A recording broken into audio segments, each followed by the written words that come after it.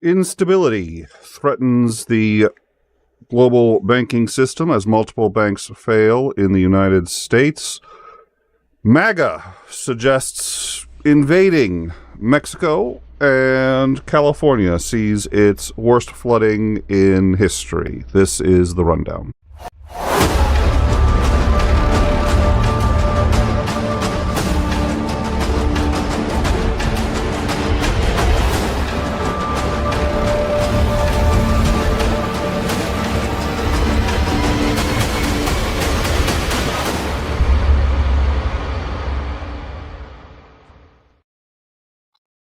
My name is Nicholas Lamar Suter, and this is the rundown. Thank you all for joining us. This is a complicated one, so we're gonna get into sort of the big picture of what we see that's been happening in the last week, and then what's been developing over the last few hours, and what we expect to see developing for the rest of the day. We're collating information really in real time right now, and we're also going to be monitoring this on our Discord. So those of you who are interested, please come on in and check it out. We follow events like this in real time as best we can. So on Wednesday, the Silicon Valley Bank in California triggered what is threatening to become a national banking crisis. And let's just, I want to make sure we got the NASDAQ numbers up. It started when they had unexpectedly told investors that they would need to raise about $2.25 billion in capital, which still represents only about, I think that's about 1%. Is that? Yeah, I think that's 1% of what their estimated value was. But word spread quickly throughout the day, and people began worrying about the solvency of the bank. This prompted a massive and, in fact, rather unprecedented run in the bank. And by the end of Thursday, a record-breaking $42 billion had been withdrawn by customers. Literally only about 30 some odd hours after the original announcement. On Friday, regulators stepped in and closed the Silicon Valley Bank, seizing its deposits, making it the single largest bank failure in the U.S. since 𝐍𝐬𝐜𝐿, and the second largest bank failure in the U.S. in history. This has then spurred a run on banks across California. Banks like First Republic are reporting record lines at ATMs for people to withdraw money. Let's see, at last I saw, First Republic has lost about 60% of its market value. We're going to get into that in a minute. And that's just been since the market opened today.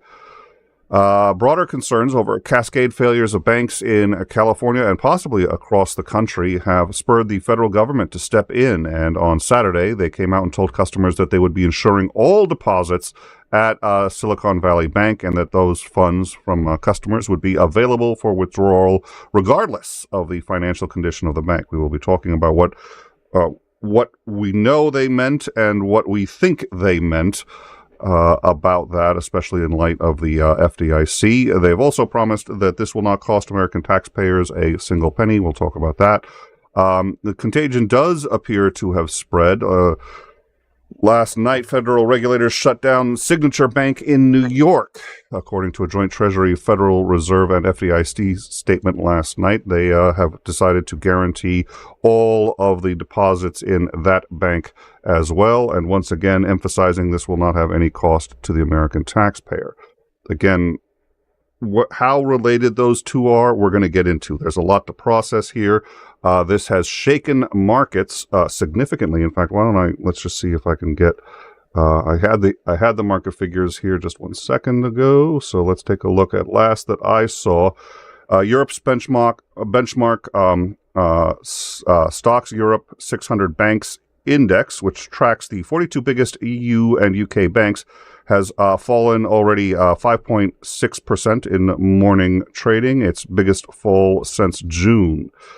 The broader stock market in Europe has fallen 2%. The bank-heavy FTSE has gone down almost 2%. Credit Suisse is down 10%. Barclays has fallen 2.5%, Deutsche Bank 5.5%, and Italy's Union Credit 7.5%. First Republic is down 60%, and PacWest Bancorp is down 35%.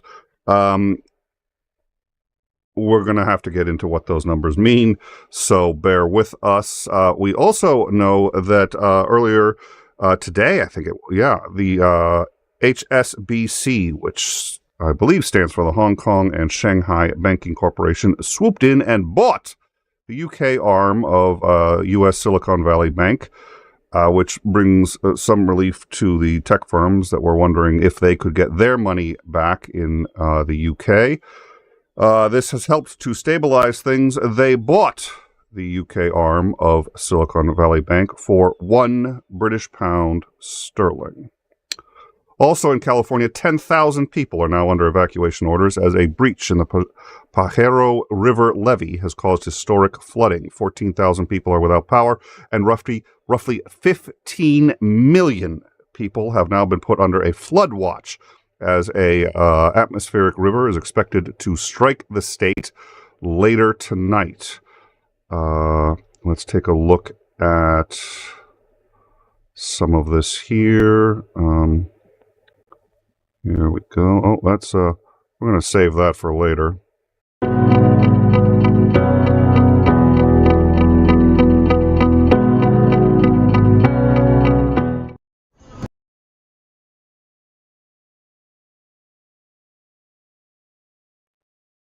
Sorry, bear with me. We're not quite to credits yet. We're gonna make you sit through a little more.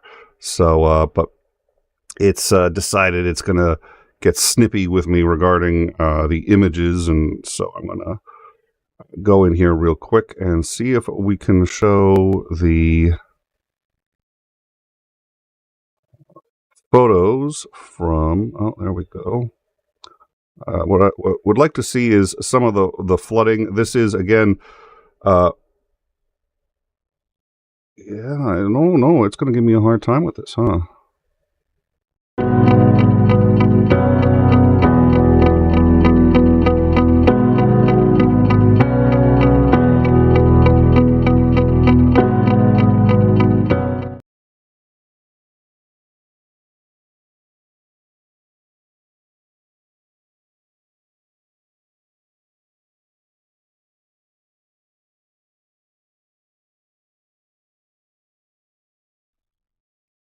Well, it just wants to play the credits. What can I say? We can't get you all the images that we wanted to, but here is one, and I'm going to see here if we can get one or two more. The system, some of these images, when we collect them, they just don't process correctly. But that is, it's a shame we can't show you the other ones. I may try again. Probably going to wait till closer to the end of the show, so that if it goes to credits, well, hey, it's not as big a deal. Now, the cause of this flooding, there's a number of causes. First of all, California is very little soil. It's mostly clay. It's clay. It causes catastrophic mudslides when it gets wet. That's actually one reason why they have to put in so many trees and shrubbery and actually pay for, in a state that really can't afford to be spending water on landscaping. Is actually landscaping is essentially a necessity for the state, because that's what holds most of the hills together. Once that landscaping gets eroded and washed away, you can have entire hills coming down into communities. There's already been some of that. It's also being caused by an atmospheric river. They've been struck by at least one. There's another one expected to strike today. In Santa Cruz, it caused a pipeline to burst, and that has caused the only major road in and out of SoCal to erode and get wiped out, essentially turning part of SoCal, California, into an island, stranding 700 residents. Emergency crews are saying that they can't rescue any of these residents until a new crossing can be built, at least a temporary crossing, which they're anticipating is going to take several days. It's, I think, it's one of the clearest and biggest effects of global warming that we have seen. They've already experienced record snowfall. The upside is that this is providing much needed water to California. The downside is it's way too much water. And it's part of what those of us who have understood climate change for a while have been expecting, which is not that the entire planet is going to start to get scorched, but a dramatic change in climate patterns across the world. We will be following what's going on in California as well. But again, 15 million people have been put under flood watch, and they're anticipating another atmospheric river event to strike starting around 6 p.m.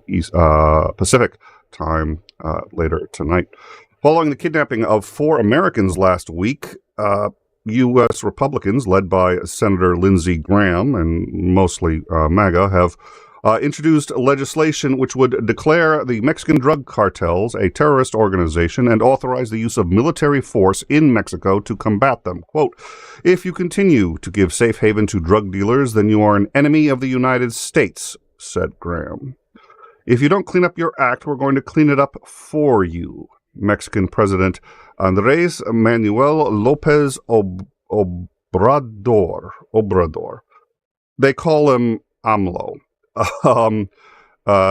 condemned the plan as a, quote, aggression against Mexico and a threat to invade. Quote, "Why don't you attend your own grave problems of social decomposition and mitigate drug consumption?" he asked. "We are not a protectorate nor a colony of the U.S. We do not take orders from anyone." As the discovery phase in the $1.6 billion defamation lawsuit Dominion Voting Systems has brought against Fox News, more revelations about the opinions of Fox News hosts and pundits, and even Rupert Murdoch himself have surfaced.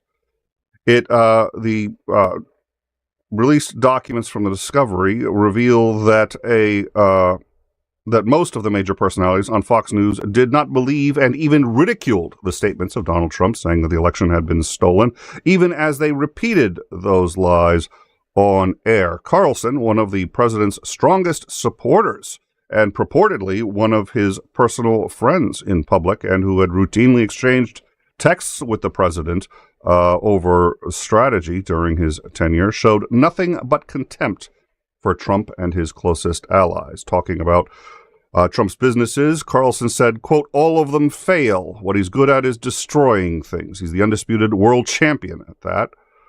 We learned that Carlson learned that Trump would not be attending the inauguration, Carlson said, "It's disgusting. I'm trying to look away." Discussing Sidney Powell, one of Trump's lawyers who is facing disbarment over her lies regarding the election, Carlson noted that he had been trying to get the White House to disavow her. Laura Ingraham replied that, quote, "No serious lawyer could believe what any of these people are saying," to which Carlson replied that he thought that they should not be saying it. He found it, quote, "pretty disgusting." And now Trump, I'm learning this morning, is sitting back and letting them loose on the Senate. He doesn't care. I care, Carlson wrote. After the election, Carlson also wrote, quote, "We are very, very close to being able to ignore Trump most nights. I truly can't wait. I hate him passionately." Carlson had spoken repeatedly on the possibility of Trump bringing down Fox News and that he could, in fact, destroy the entire organization. Quote, "He is a demonic force, a destroyer, but he isn't going to destroy us. I've been thinking about this every day for years." He called Trump a, quote, "disaster," and said, quote, "I cannot handle much more of this," in regards to their coverage of Trump. Rupert Murdoch suggested that Rudy Giuliani and Trump were, quote, "increasingly mad and dangerous." The senior vice president of Fox News, of the Fox organization, not Fox News, the Fox organization, described Sidney Powell as, quote, "mind-blowingly nuts," which is a technical term in the news business, I think.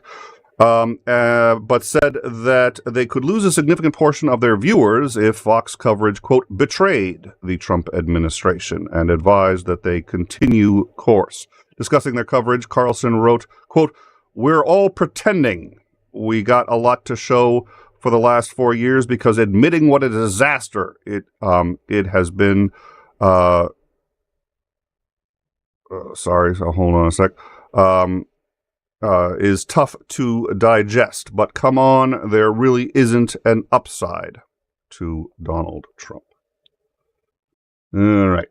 So now what we're going to do, we're going to try once again. Oh, well, there's a hehehe. All right. That would, yeah. We are going to, oh dear, I can't believe we're back to this. 2 years ago, we brought you the story of Eric Popper, who was being tailgated while driving on Florida's I-95. He slammed on the brakes to throw the tailgater, and when the tailgater proceeded around, he withdrew a firearm and proceeded to shoot at the tailgater. We have dash cam footage of this. Those of you who were here at that time will remember it. Let's take a look at what happened.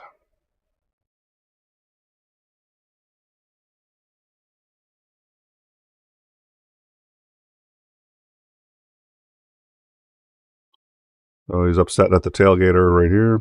I'll do commentary on that.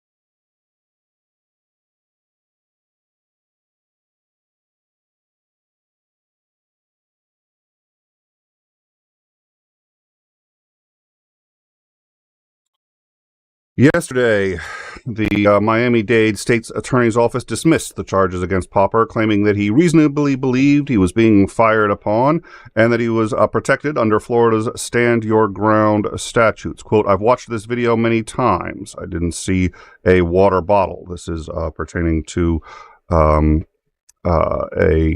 charge by the police that a water bottle had been thrown, and that instigated,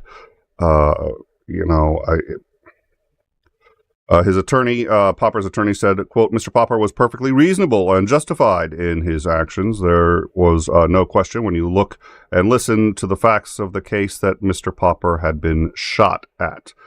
We're going to break that one down. So it's going to be a slightly longer rundown than usual. What I'd like to do right now is I'm going to check in on the live chat, and then we are going to cover these go from top to bottom and start to cover these as best we can. As I said before, there's really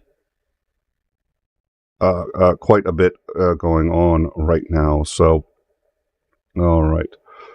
So let's start with the banks. What's happening? It's a good question.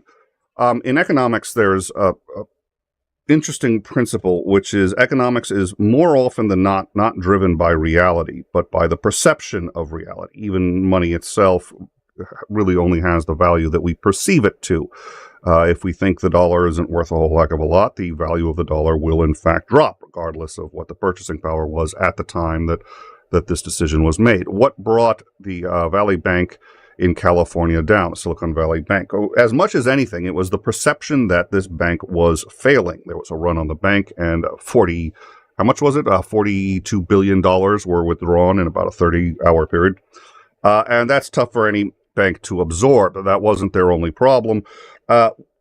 Why such a run on the bank? Well, it was a confluence of events. In my view, One of the biggest problems was the flooding in California. This is a California bank. There has been catastrophic flooding. People have been worried about security. And as soon as they find out that one of the major banks in California may be financially unstable, it was only to the tune, at the time that it was reported, it was only to the tune of $2.25 billion, which is nothing to sneeze at. But on the flip side is about 10% of their capitalization. As soon as they find out, they say, well, we are experiencing serious flooding. We are in jeopardy. Our security is in jeopardy here in the state. And people started, out of fear, pulling as much money as they could out of the bank. That caused a run, caused the bank to fail. Banks have FDIC insurance, which they actually have to pay into to get the insurance, and the insurance is mandatory. It is those payments that pay for bank failures to cover their losses. So this is why presumably no American taxpayer will have to pay for covering the losses at the bank. They're covered by the FDIC insurance, and the FDIC insurance has insured every deposit up to $250,000. The implication from what we have seen so far is that the U.S. government will actually cover past that $250,000 and cover all deposits. So when we were talking earlier about, they're covering all deposits, one's initial reaction may be, well, aren't they already covered by the FDIC? Only to $250,000. We don't know. I have not seen clarity on whether or not they're covering all deposits. Nobody that I can tell has asked that question. Are they covering all of them past the FDIC insurance? But that was the implication that I have seen twice now in each of these banks, that they will cover all the deposits to the full amount. To the average consumer, that doesn't mean a lot. These banks, especially the Silicon Valley Bank was a bank for tech businesses. Many of them probably do have more than that in the bank. What was Signature Bank in New York that failed yesterday, and they do mostly, the majority of what they do is cryptocurrency, and that is, it's hard to tell how related they are or are not. We do know that the failure of both of these banks is now causing a considerable turmoil in the stock market and has caused the value of other banks to drop significantly. Is this a problem? Again, depends on how you perceive it. I've read every article I could find on what's happening, and one of them, I think it was it was from CNBC, suggested that this is a possible banking catastrophe that we see happening. Clearly, there are people who are concerned about that, or else the stock market would not be going down. The problem is when somebody reports that, on what grounds are they doing that? It makes for great reading and makes it easier to sell papers. But the problem is it's not necessarily true until you report it and say it's true, which causes runs on the bank and causes instability. The government has said that they believe that the banking system is perfectly stable. Is that true? I'm sorry.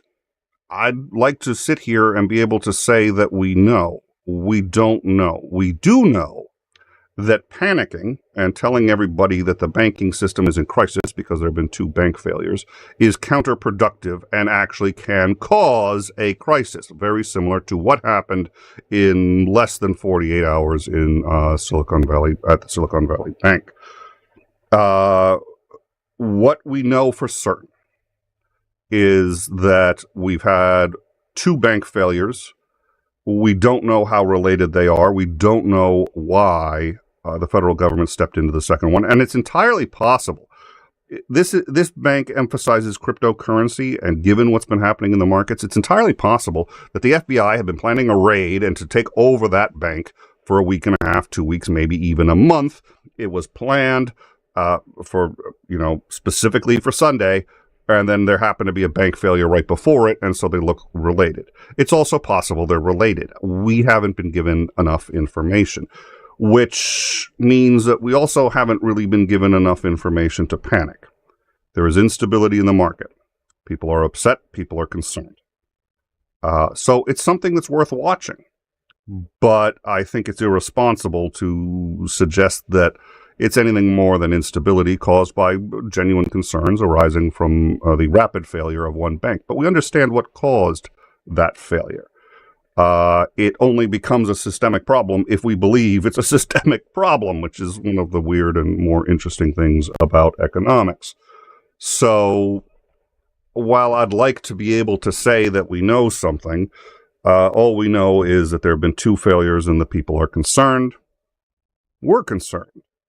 But it doesn't mean that there is a systemic problem, and it doesn't mean that the whole system is collapsing. What is interesting is that the Dodd-Frank Act required stress testing of banks. And what the stress testing did was it basically said, based on your books and how you've allocated your resources, what if X happened or what if Y happened, and they would test.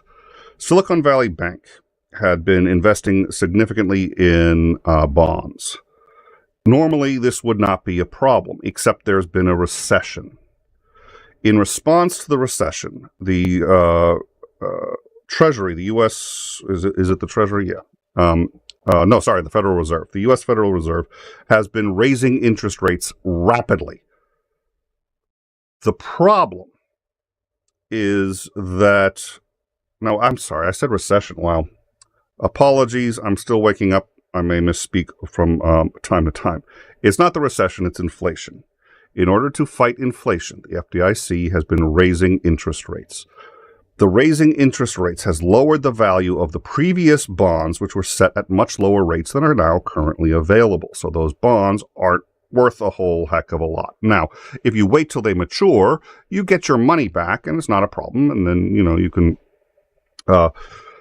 invest at higher rates or, do whatever. But the problem is when there's a run on the bank, they need the money now. That means they have to sell what's on the books regardless of the hit that they take. And because of the significant increase in the Fed rates, the hit that they take on those bonds becomes quite significant for breaking them before they've matured or selling them before they've matured. So, this would have been detected by a stress test under the Dodd-Frank Act, which this particular element of it had been repealed by Donald Trump. He claimed that it was an undue burden on small businesses and refused to acknowledge the fact that the type of testing needed was changed, was staggered based on the size of the business and or the bank. And it was only larger banks whose failure could jeopardize the economy of the United States that had to do these tests. This testing regimen would have detected that their exposure as a result of their heavy investment in bonds would be too high if the Federal Reserve started raising rates, which in fact they did quite aggressively. So this was easily preventable. It would have been detected. I don't know what to tell you. So, barring, I'm going to go check and see if there are any questions in the live chat regarding this, and if not, we will move on to the next issue because there's a good number of them today.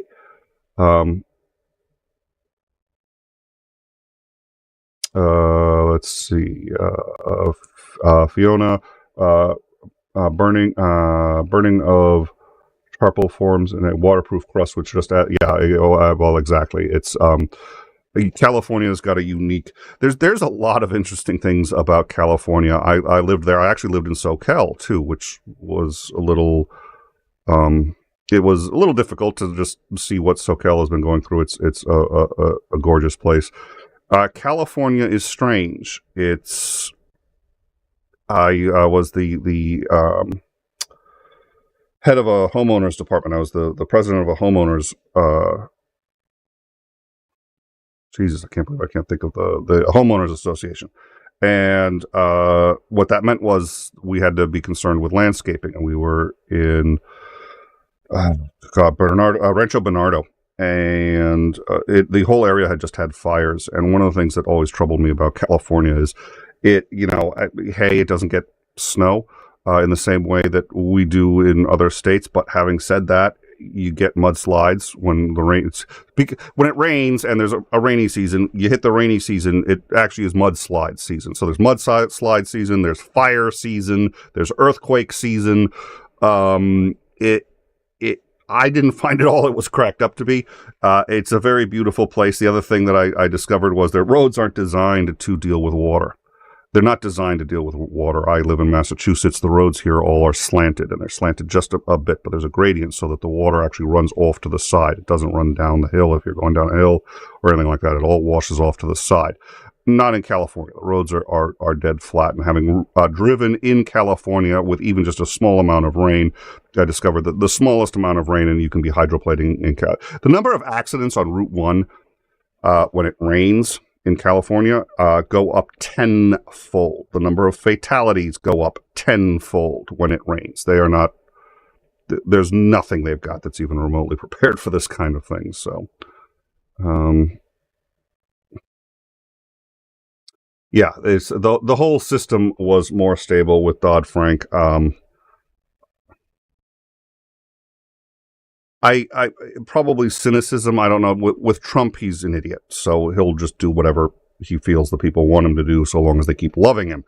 But the number of Republicans who purportedly are for big business, who aren't willing to understand the objectivist or the Randian view that all regulation is harmful. Regulation absolutely negatively impacts business because they have to comply with the regulation, and compliance is an overhead, and compliance reduces efficiency. So absolutely, there's no such thing as regulation that's really business friendly. Having said that, even Alan Greenspan, who was a protege of Ayn Rand, admitted that, what, businesses actually don't necessarily act in their own best interest, which is a violation of one of the fundamental principles and assumptions of economics, is that all economic agents act in their own best interest. Well, people tend to. Businesses not necessarily, because if the CEO can goose the stocks, sell his share, and then bail on a golden parachute, there's no incentive for him to worry about the long-term longevity of a company. It's not the company that makes the decisions. It's the people at the top, many of whom can benefit from decisions that are short-term boost the value of the company and long-term undermine the functioning of the company. So you need regulation to combat that, or you socialize the thing and make it so that the workers actually own that company. But until that happens, the company doesn't act in its own best interest. It acts in the interest of the board, the CEO, or anybody who has a financial stake in that company, a significant one, and has the power to direct the direction of that company. So, it's odd that experts, and Alan Greenspan certainly was. In fact, he went back all the way to Clinton and was his opinion was valued by Clinton. He worked under Clinton. It's odd to think that they don't really sort of realize that, but the assumption always was, well, the CEO really cares about the company. It turns out not so much. So that they would undermine the U.S. economy by undermining basic regulations to prevent that kind of thing from happening, which we know for a fact has happened and will happen, is it's taught me a lot about Republicans and them putting their money where their mouth is. If they're really for businesses that help this country, well, gee, it would be nice if they ensured the survival of them. At any rate, moving on, I'm not going to say too much about that. I think I've already spoken about the yes, I merged. It's a lot coming out of California. And again, I think the current weather in California, if it hadn't have been raining, believe it or not, if it hadn't been raining as much as it has, I think the Silicon Valley Bank would probably still be intact. What caused the run was almost, in my view, almost a fight or flight. The people there are starting to panic. Some very crazy stuff is happening with the weather. They're hearing parts of their state are being turned into an island. More water is on the way, and then they hear one of their banks may not be secure. What are you going to do? You're going to pull your money out. If it hadn't been raining like it was, I don't think this would have happened. Having said that, it has now happened, and so the question is what's going to go on from there. Again, we're keeping an eye. Last I saw, the NASDAQ was down 8%, which is a pretty significant drop, but, you know, during the day, it bounces up and down a lot, so we're going to keep an eye on it, but there's an impact. So, I had missed, because I think, and I apologize, there's one other story I'd wanted to mention, and I missed it, which is we're talking now, the U.S. Senate has said that we should remove sanctions from Cuba. This is interesting. So, the Senate appears to be talking about removing sanctions from Cuba. The Senate is...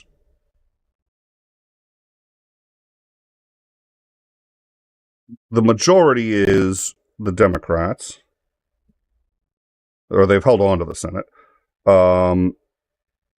And you ask yourself, why now? And who does it help? Well, the largest number of Cuban immigrants are in Florida, DeSantis' state. So I think it's worthy of, probably not a rundown, but I think it's worthy of a discussion as to what does that do to the voting population of Florida, especially those who have family in Cuba, if you talk about removing the sanctions against Cuba, which, by the way, is a good idea and should have been done a very long time ago in a permanent way. Having said all that, on the flip side, the U.S. has also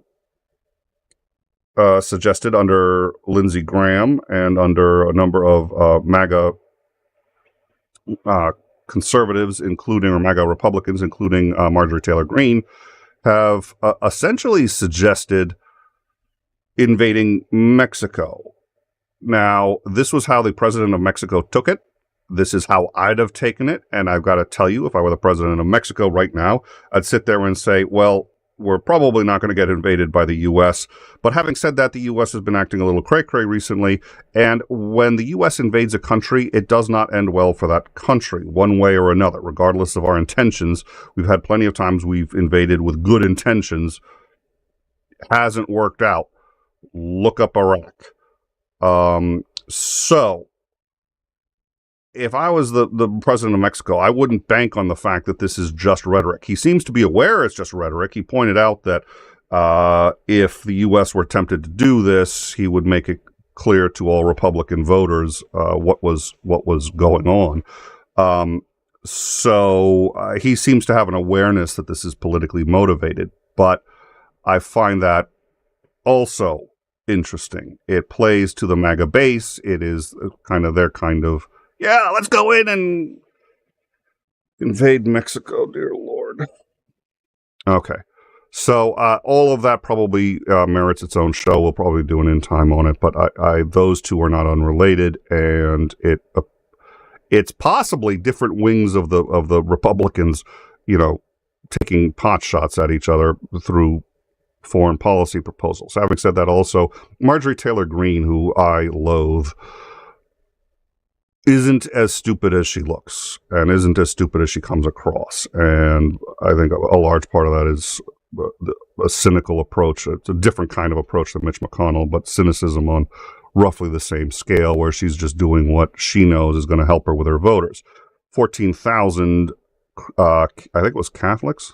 Well, 14,000 Christians just signed a letter, I think it was a day ago, to Marjorie Taylor Greene, saying that she was abusing the faith, that she was actively encouraging violence and ill will towards other people and using the Christian faith to justify it. And they asked her to stop, to either become a full Christian and act according to the faith, or renounce her faith, and to resign from Congress. I don't think any of those things is likely.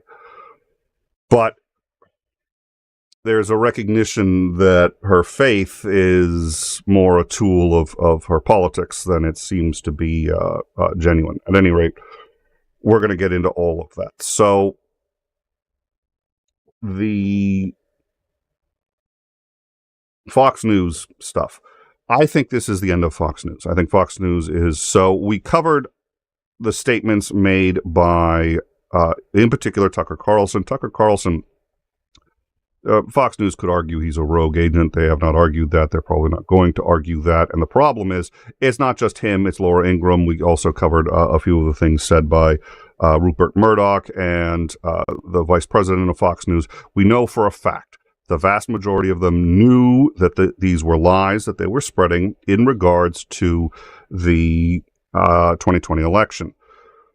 What does that mean? Well, it means that Dominion is almost certainly going to win their lawsuit. And it's $1.6 billion. But the reality is the judge could easily throw the book at Fox News. And we take a look at punitive damages. It is very possibly the end of Fox News.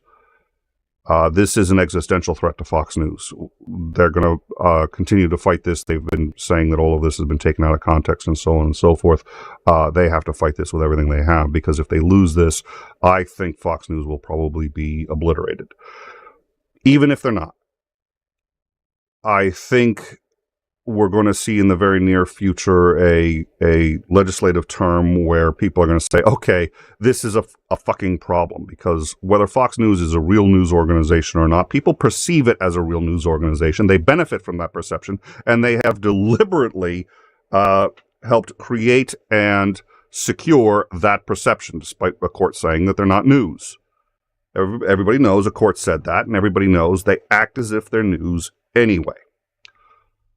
That has to stop. And it's not just at the Fox News level. If you claim to be a news organization, knowingly lying about shit is going to have consequences in the future. It's the fact that it hasn't had consequences that has allowed Fox News to do what it's done, which has empowered Trump and done the entire fucking nightmare that we've been going through. So it has to stop. And I think, judging from what I'm reading here, there are conservatives who want it to stop. Tucker Carlson wasn't pleased by this. I was surprised. I don't know whether to think more or less of Tucker Carlson on this. I think less of him. I have always thought he was an intelligent person, and more intelligent than he gets credit for on the left. He's not stupid. But having said that, I thought he at least had the strength of his own convictions and what he said he believed. And it is crystal clear. He despised Trump. He knew Trump was lying, and he went out and said all of these things anyway. Now, one of the things he also added was, and sorry, this is not something he added. This is something somebody brought up, and I thought was an interesting observation, which is that he had said in an interview that Bill O'Reilly was nothing like what you see on television, and that if anybody learned what Bill O'Reilly was actually like, and that this nice guy routine, which I never thought was that much of a nice guy, this nice guy routine was just an act, and if people learned what he was really like. And we were going to play this earlier. It skipped through, but him flipping out on live. We're doing it live, goddammit, we're doing it live, and flipping and just losing his temper. And Al Franken focused on this quite heavily in his book, Lies and the Lying Liars Who Tell Them. He is a truly deeply unpleasant man. And so what we're learning is Tucker Carlson appears to also have a different persona on the news, and that persona is very, I'm a supporter of Trump, I'm a supporter of all things MAGA, and whatever it is that Fox News needs for the direction it's going in. But in reality, he was fully aware that all of this was utter horse shit. So what that means is, as much as, again, I thought at least the one thing Carlson had going for him, aside from being a reasonably bright guy, was that at least he believed this stuff. No, not even close. He saw it for what it was day one, which makes him one of the, for lack of a better word, unbelievably cynical fucking bastards along the lines of Mitch McConnell, who it's not about what you can do to make the country safer, more prosperous for future generations. I don't care whether you're liberal or conservative. There are conservative ways to do that, including having a stable banking system. There are conservative ways to be worried about our prosperity. They're not interested in any of that. All right, so moving on from my Dear Lord, it's not every day that conservatives that I already had really no faith in, I shouldn't say conservatives, I should say Republicans that I had absolutely no faith in, managed to find a way to make me believe in them less. And then the last one, and I think we should cover this. This is this a minor story or not? I don't know. We covered this last time because it's indicative of what you see across the U.S. It's not as big a problem as other countries. I've heard, I've got a friend of mine in Germany who's all just like, oh, the U.S. culture is all hell. Everybody's got a gun. Everybody's shooting at everybody. It's not that bad. I know it looks that way. It's not that bad. Having said that, you see something like this and you sit there and say, yeah, it really does look that way. So let's look at this video. We're going to show this one more time in its entirety, and then we are going to do a breakdown of why. So just yesterday, all charges against this man were dropped.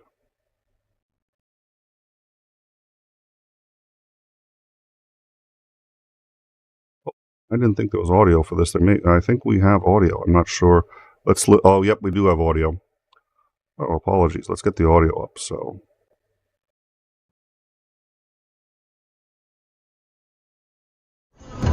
You can suck my dick. You can suck my dick, you stupid pig. Oh my god. Oh, fuck off.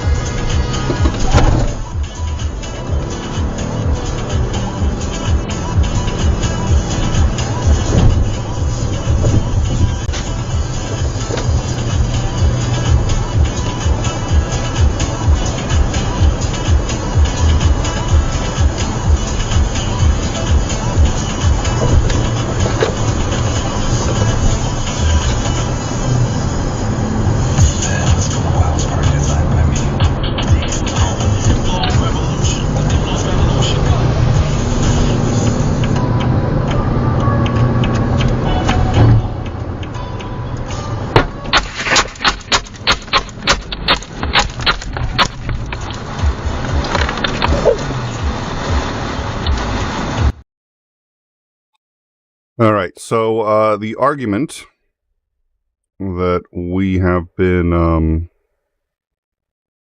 told at this point is that this man believed he had been shot at by the person behind him and was simply defending himself. The district attorney in Florida who was looking at this found that argument credible and said that he believed at this point that the man was acting in self-defense, and the Stand Your Ground Act in California means he doesn't have to run, sorry, not California, in Florida, means he doesn't have to run in order to claim self-defense. Having said that, and admitting that, you know, I don't have a degree in psychology. Well, I do have a degree in psychology, but it's a BA, so I don't have an advanced degree in psychology, but I'd like to dissect this video for 1 minute, and maybe we can help the DA out. Now, the charges have been dropped. This man will not face any charges for this. And let's not, 𝐒𝐨𝐿 had pointed something out, which I should have thought of, which is it looks like they never charged him either with reckless endangerment. Those bullets are going to land somewhere, and he's on a freeway. He's on a freeway. Those bullets will land somewhere. Let's take a closer look at this. The man is tailgating and he gets pissed. Oh my god. Oh, fuck off. All right. At this point, there is no indication that this man is in any fear of his life. He is not in fear of bodily harm. And in fact, he is escalating the situation. What he is doing here is illegal. You cannot just slam on your brakes when somebody is close behind you. I'll admit I know people who wear like $400 suits who maybe have done this when they were younger. It's a really bad idea, and because you can get shot at for doing this. But at any rate, we've all been there. We've all been there. We've all seen this. We've all been pissed. It's still illegal. So, at this point, if this man is in fear for his life or fear of any bodily harm, I don't see it. Let's continue. Okay. He is now going for the gun. There is no sign that he is in any fear, that he believes he's been shot at. I see no reason why he would believe he's been shot at. And he's doing this slowly and deliberately. This is not a man that I can tell that has any interest in self-defense.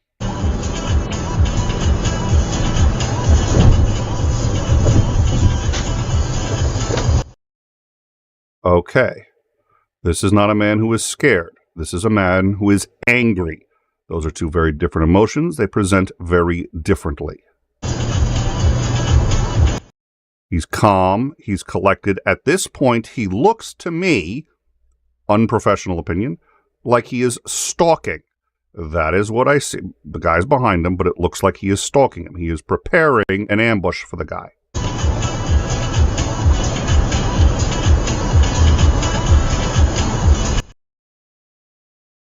I would be very interested in anybody who could tell me that they thought that they saw fear in this or that this has been self-defense. 𝐒𝐮𝐬, who I would trust more than anyone to explain this to me. If he said it was self-defense, I'd listen. But I don't think he'd say that. I would be very interested in his opinion. Let's keep going.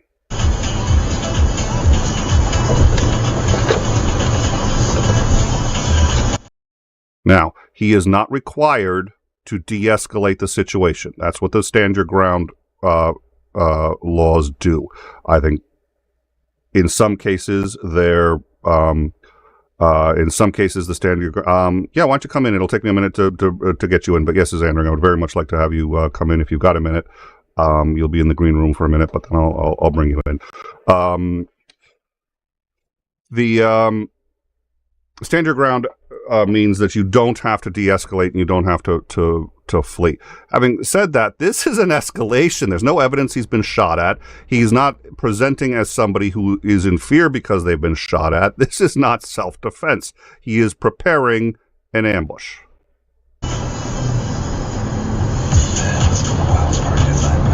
At this point, he believes the man is going to come up on his left.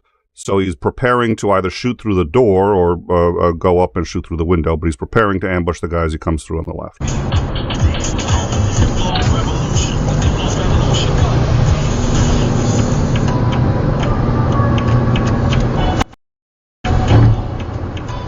Guy goes the other way, and here we see the act of self-defense.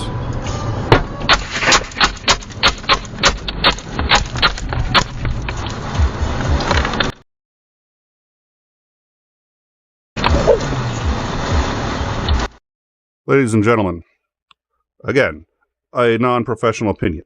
That right there is the face of a psychopath. He's not worried. He's not upset.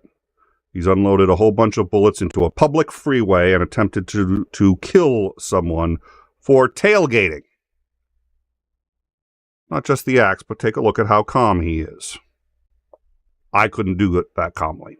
If I had a gun and was so inclined. I wouldn't. That's a psychopath. There we are. All right.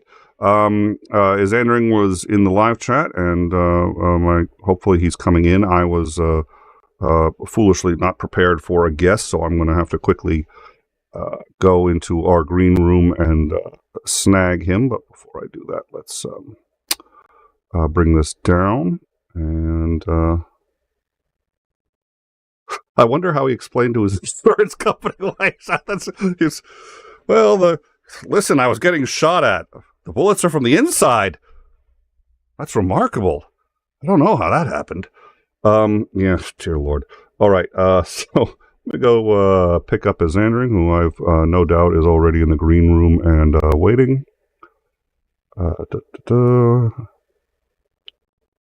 It's just going to take a second. I wasn't connected to our service for the guests, so I just got to get that set up. And all right, and we should have 𝐒𝐮𝐬, and we should have the his audio coming in. 𝐒𝐮𝐬, how are you?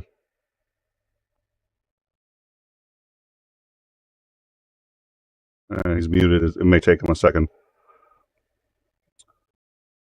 As Andring, who's probably seen things just about as crazy. He's a trucker. He's on the road all the time. And because of that, doesn't have the ability to sit there and deal with the audio quite as quickly as others might. My suspicion is he's on the road right now, and he has a Bluetooth headset, which loves to disconnect him from his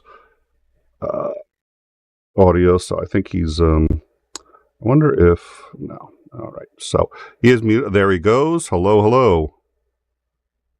All right, you are speaking, though I did not hear you. So there could be any number of reasons for that. Let me just quickly make sure that we're...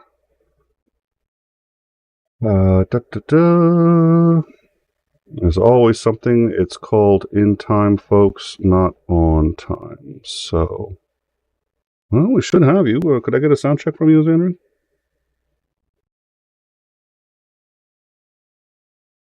Oh, well, that is cute. It looks like that is not even coming into the system. There is always something. So, what I'm going to do real quick is just, oh, there we go. Let's just reset that and give that one more shot. All right, could I get another sound check from you, please?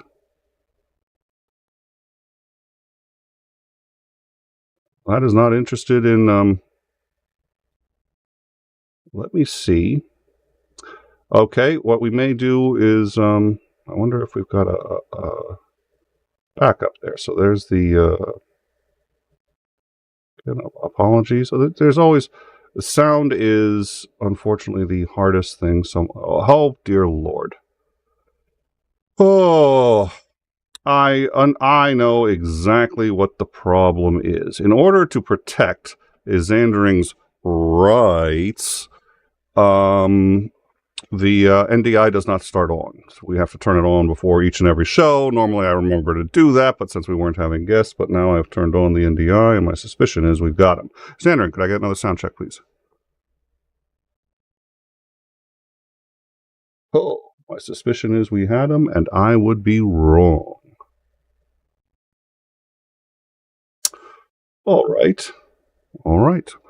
We will make one more attempt to get a Xandring, and what I'm actually going to do is, Xandring, I'm going to, if you can open up your Discord. I know you're probably driving, so this may not work for you, but if it does, what I'm actually going to do is I'm going to send you a link on the Discord.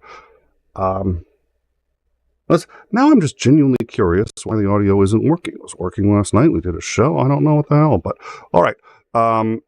What I'm going to do is we're just going to use a vCall. It's kind of our backup. It's not the most ideal way to do it, but it I haven't done this in like a year. We're gonna get you a vCall link, and we'll bring you in that way. So let's bring up the vCall, and I will get you the link, and I'm sending it to you in Discord right now. I would very much like so. Xandring is a pro Second Amendment advocate, and has forgotten more about guns than I'll ever know. And so I'm hoping that we can get his view on this. I should have thought to I don't know why I didn't think to invite him on and get this set up beforehand. But so I have sent him a vCall link that should work on any browser. His audio is coming in. The problem is not on his side. As much as I'd like to blame him, problem's not on his side. The audio is registering. It's just not coming into the show. So we'll try to get him in through vCall. I sent him the link for that.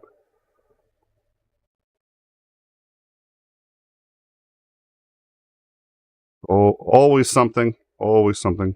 What we really need is our own producer. That would be nice. In the meantime, let me. Is that yeah? That link's right. Okay, so he should be able to come in. And now I got to tell you, now I'm just curious. I don't like it when things aren't working, and I don't understand why they're not working. And that really should have been working. And the sound going to him works. It's just the sound coming out that does not. No idea why. He could hear us just fine. So we'll give that a second on 𝐍𝐤𝐚𝐬. Meanwhile, I'm going to quickly check the live chat, and then we'll wrap it up. It's obviously a lot going on. So just to quickly go through our rundown, California now has 15 million people who are under a flood warning, and they're going to be getting some significant rain tonight. They've already experienced a great deal of flooding. It's been it's been bad out there. So we're gonna see how that progresses tonight. I do think that's part of why there was a run on the bank. That bank has since failed, and another bank in New York was. It seemed reasonably healthy. I haven't seen any indication that Signature Bank had issues, but it was primarily dealt with cryptocurrency, and they, for whatever reason, the government stepped in and shut the bank down. Both banks, the funds are being insured, from what I can tell, even above the FDIC level. And Biden is very interested in assuaging concerns over the security of, or the stability of the banking system. Again, if he can be successful at that, and I hope he can, I think he should be, there isn't going to be a problem. But obviously the stock market the stock markets of multiple countries have been suffering from the turmoil in the very sudden collapse of Silicon Valley Bank. So that's been the first one. The second one was obviously, well, the flooding. Also, the suggesting that we're going to go into Mexico and clean up their business for them. And I think the president of Mexico has a legit point that, if we're not pleased with drugs coming into our country, we should probably solve that on our end. It is a problem that affects both of us, and in the past we've worked closely to solve that problem as best we can together. But he's not wrong, and we certainly shouldn't be sending in troops without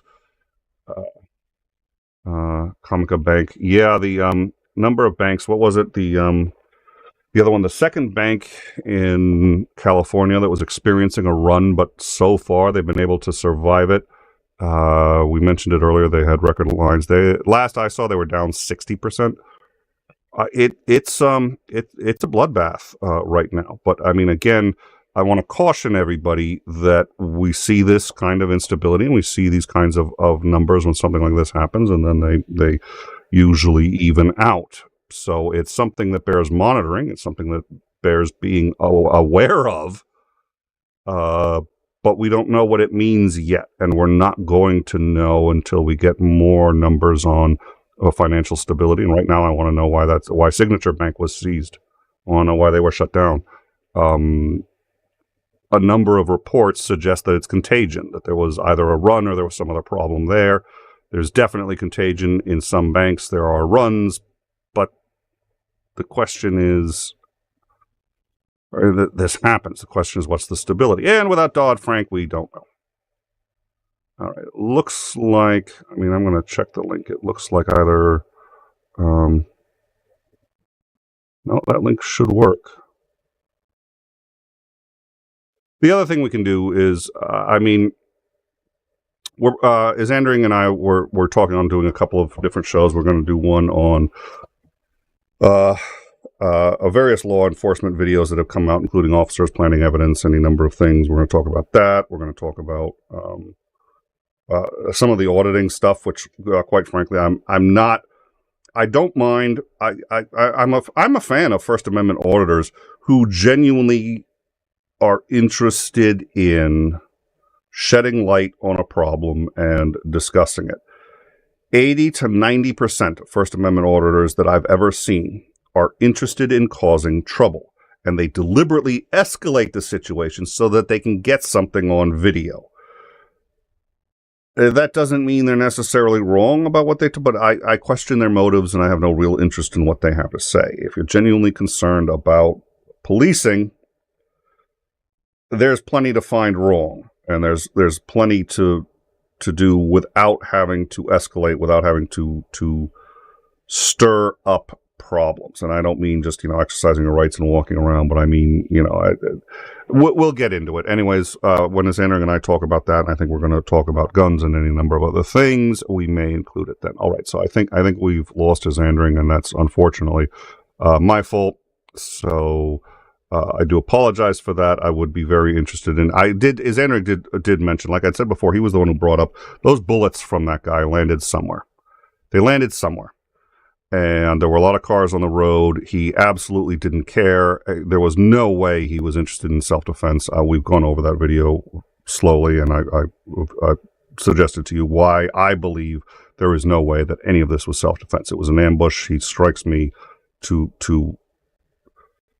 have all of the indicators of a psychopath. I can't believe that this is the first time he's ever been in trouble. I mean, at least he had a lock on his gun. But that was, yeah. Now, as Andrew had also pointed out, that the other problem is when bullets hit glass, apparently it screws with the trajectory significantly.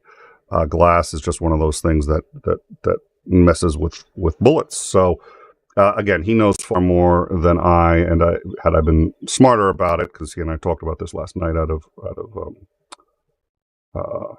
been ready to bring him in. But unfortunately, I didn't. So once again, my fault. There's a backup I could try, but no, I think we're going to.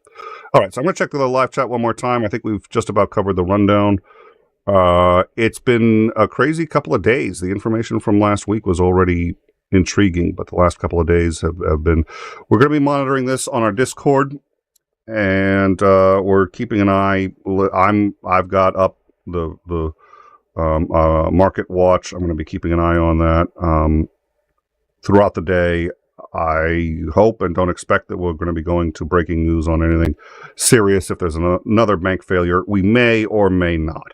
It really depends on what it can tell us and the interest of it. But we'll find it on the Discord. So we're constantly keeping up with stuff on the Discord. Hope you will join us there. Also, like, subscribe, and share. Sharing is a big deal. If you share our videos, you know what? Don't drop the video on anyone who you don't think is going to be interested. We don't need shares to people who don't like our content. But if you think somebody's going to like something we've said, share it.